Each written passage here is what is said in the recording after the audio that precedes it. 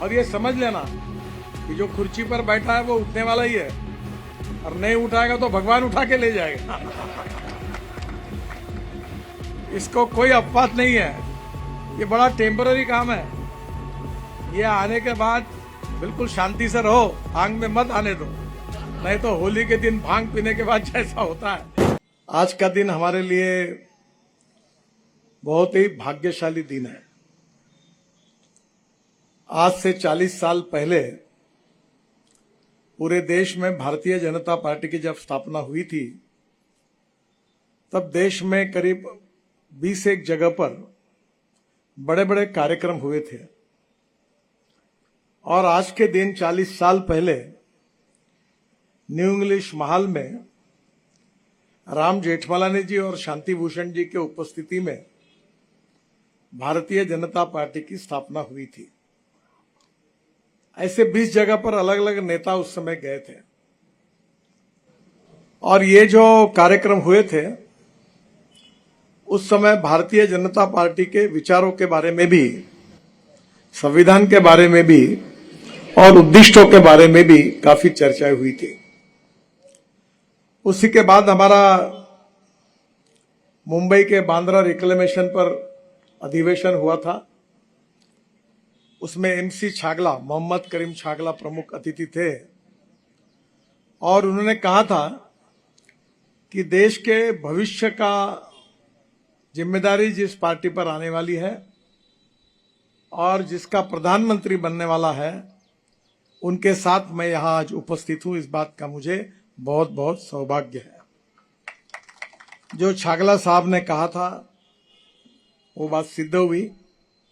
अटल बिहारी वाजपेयी हमारे देश के प्रधानमंत्री हुए, और उस समय अटल जी ने अपने भाषण में एक अच्छी बात कही थी, और वो बात जो आज भी मन में याद होते हुए पुरानी प्रेरणा प्राप्त होती है।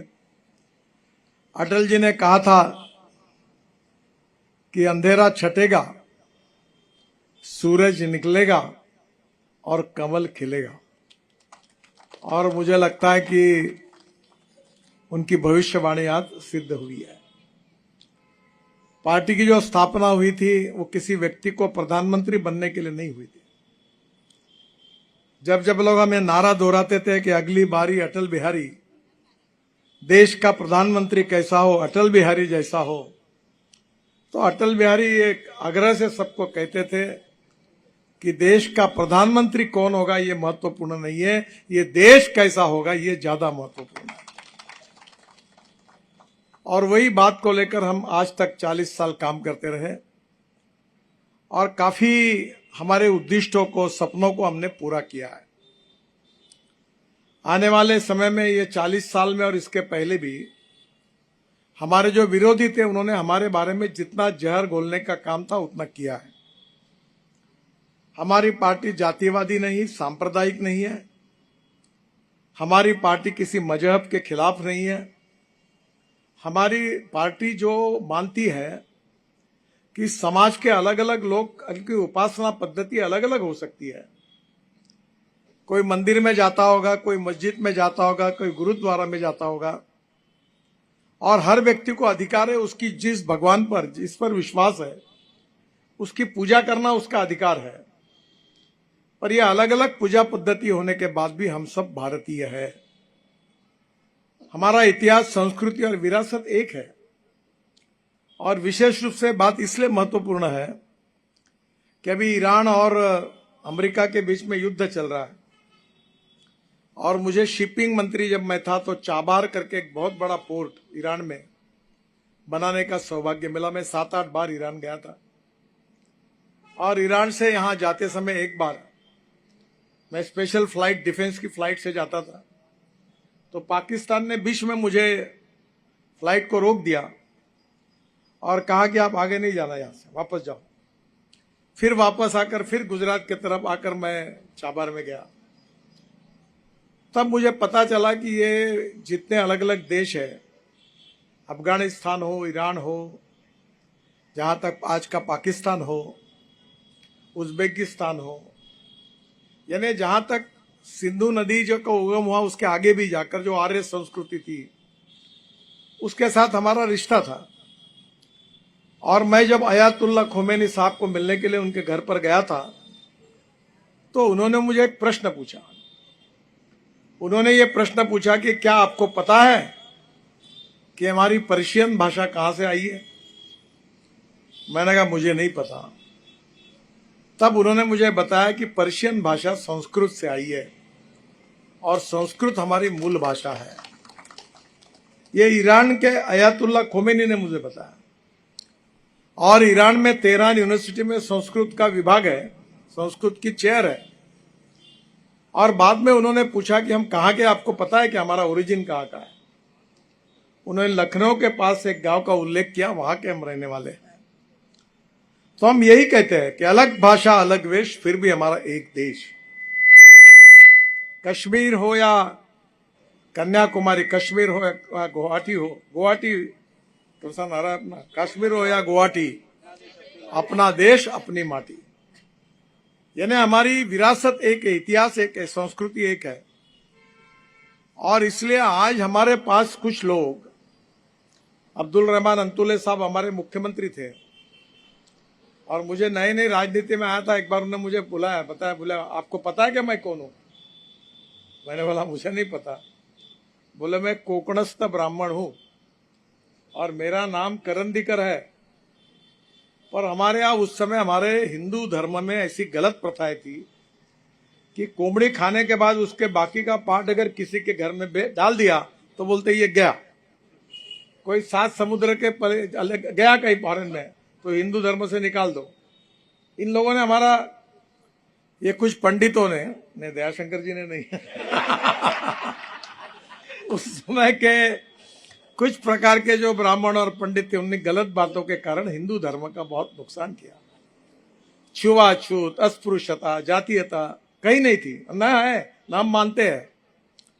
हम यही मानते हैं कि कोई भी व्यक्ति उसकी जात, पंथ, धर्म, भाषा और सेक्स से नहीं, गुणों से बड़ा है।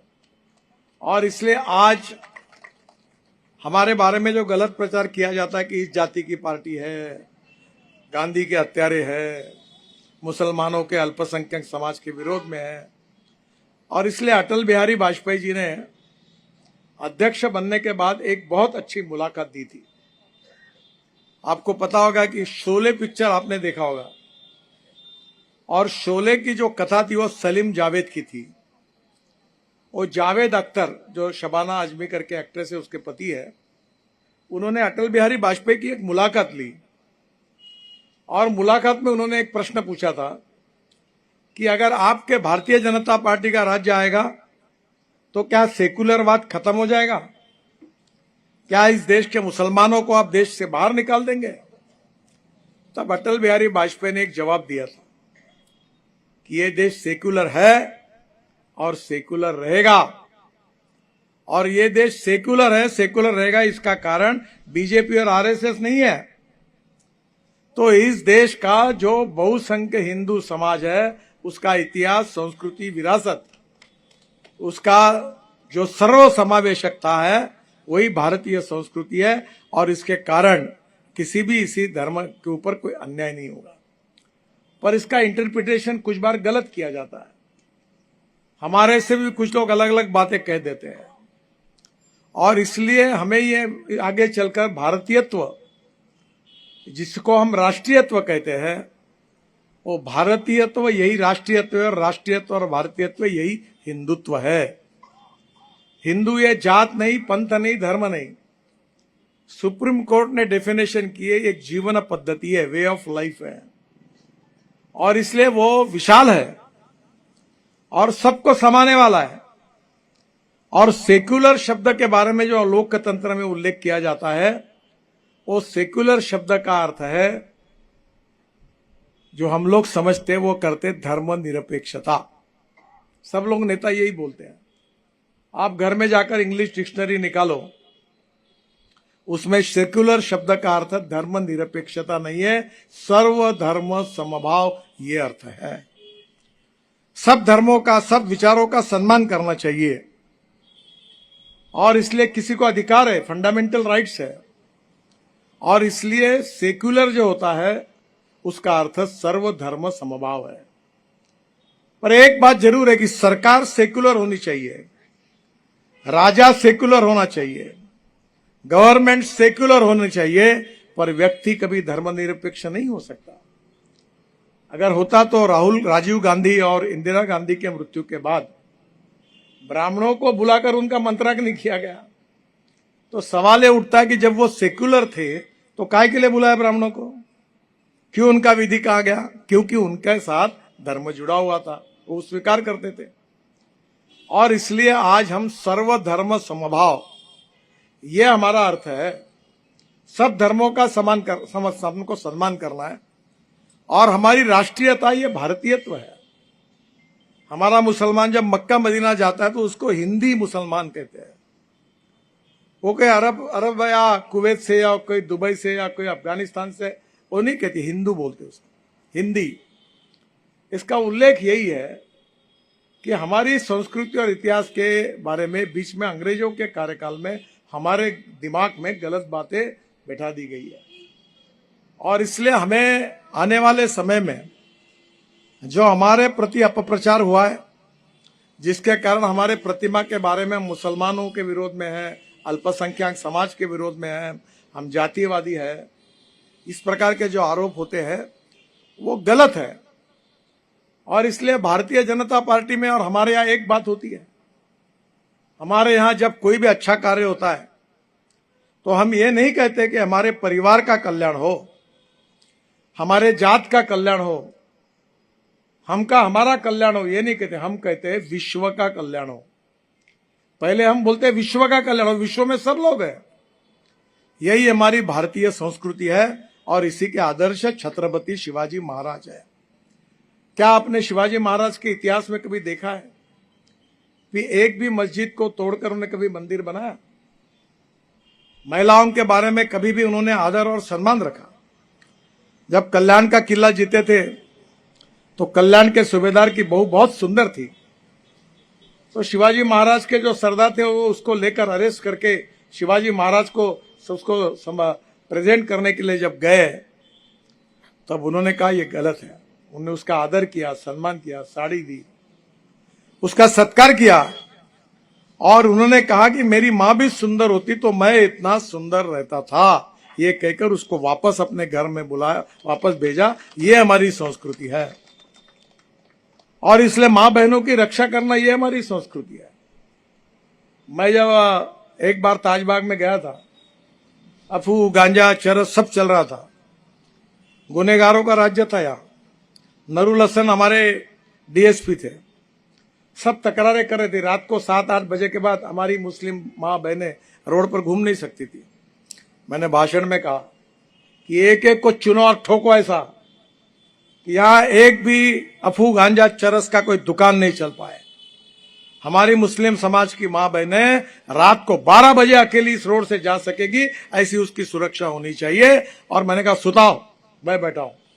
और ऐसी धुलाई की कि जितने क्रिमिनल और अंडरवर्ल्ड और अफू, गांजा, चरस वाले थे भाग के, क्रिमिनल भाग गए और आज वहां शांति प्रस्तावित हुई। और यही हमारी बात है।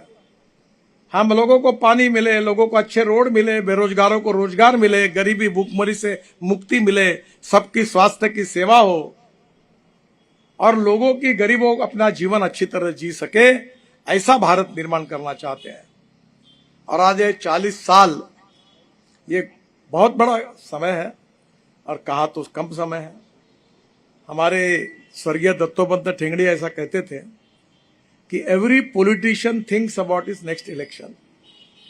हमारे यहाँ कुछ नेताओं को इलेक्शन ही दिखता है, दिन रात साले चश्मा लगा के वो यही देखते कि मेरा क्या होगा। अरे तेरा क्या होगा? वो गाना था ना, तेरा क्या होगा रे काले। वैसे वो प्रचार करते रहते, मेरा क्या होगा, मला एक चांस हवा। अब ये सही है, लगता है सबको, पर हम केवल इनको चांस देने के लिए नहीं आए। हम समाज को बदलने के लिए आए, हम देश को बदलने के लिए आए।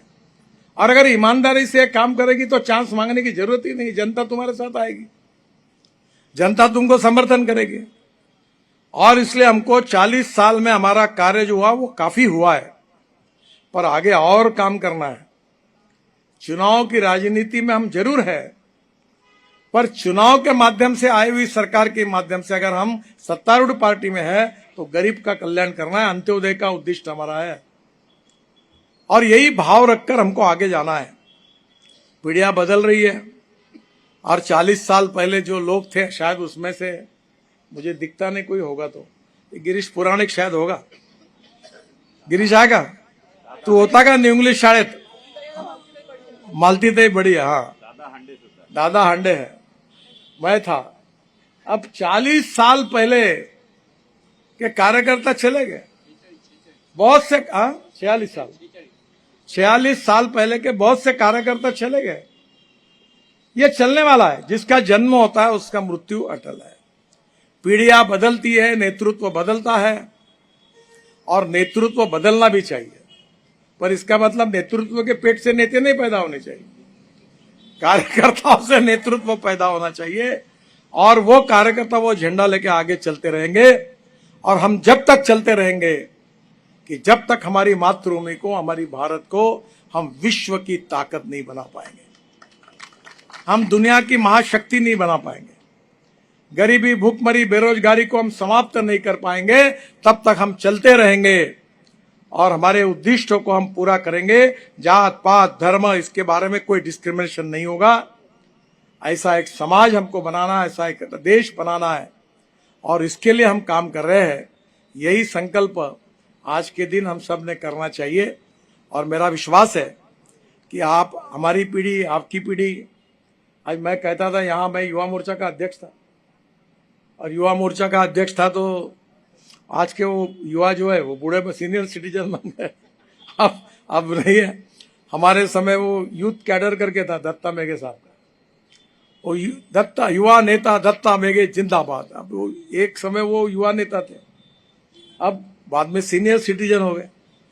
तो कहीं ना कहीं जीवन में, ये आपके जीवन में, मेरे जीवन में, सबके जीवन में बदल होने वाला है और ये समझ लेना कि जो कुर्सी पर बैठा है वो उठने वाला ही है और नहीं उठाएगा तो भगवान उठा के ले जाएगा। इसको कोई अपवाद नहीं है, ये बड़ा टेम्पररी काम है। ये आने के बाद बिल्कुल शांति से रहो, आंग में मत आने दो, नहीं तो होली के दिन भांग पीने के बाद जैसा होता है वैसा कुर्सी चिपकने के बाद आदमी बदल जाता है, वो मत होने दो। ये कभी भी जा सकती है, पुलिस वाले भाग सकती है, 1 मिनट में जाते हैं, कोई समय नहीं लगता। पर भारतीय जनता पार्टी का जो कार्यकर्ता हम है वो हमारा परमानेंट पद है और उसी के आधार पर इस सपना को, भविष्य के सपने को पूरा करने का हम सब लोग मिलकर संकल्प आज के दिन करें, यही आपसे अनुरोध करता हूं।